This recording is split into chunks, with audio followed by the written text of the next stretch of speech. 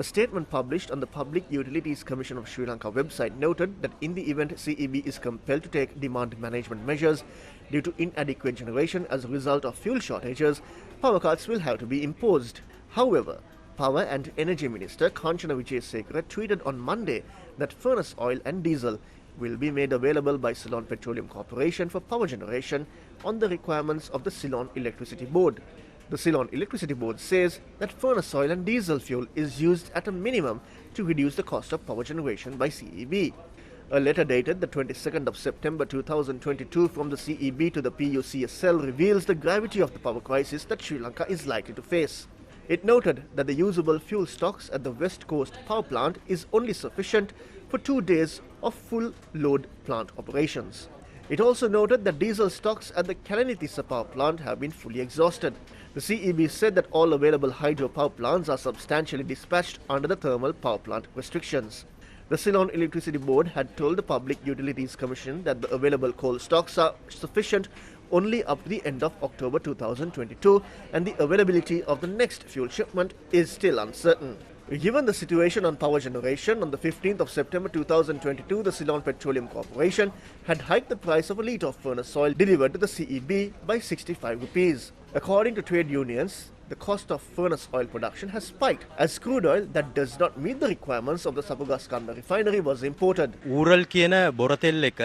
Ural's crude oil is not suitable to be used in the refinery because it has a high viscosity grade and contains high sulfur. In order to reduce the sulfur levels, we will have to mix it with super diesel, which is a very valuable product produced by our plant. In addition, kerosene will have to be mixed as well to maintain the sulfur levels. That will bring the sulfur level to around 1.7, and some private companies have started to reject the products. The situation is such that the common man will not be able to access kerosene. කියන එක සාමාන්‍ය ජනතාවට මේකෙන් නොලැබෙන තත්ත්වයකට පත් වෙලා තියෙනවා. පිරිපහදුට පාවිතා නොකරපු 2 shipments of crude oil that is not suitable for refining was imported. We managed to somewhat produce fuel by mixing the Murban crude oil. We are now operating only with the Urals crude oil, which contains high sulfur. Despite our concerns, they imported a 3rd shipment of the same product. We have cut down on production because crude is purchased at $65 and unloaded at over $100. There is no response over LP gas production. The sulfur rate of this crude is very high.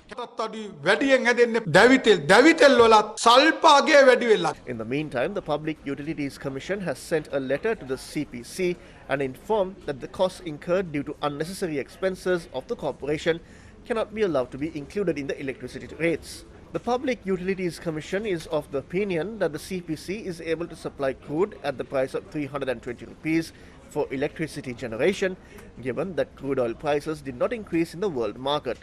Due to the financial crisis, the purchase of sufficient fuel is also in a crisis. Meanwhile, as a result of importing inferior crude oil, there is an additional cost in providing fuel for electricity.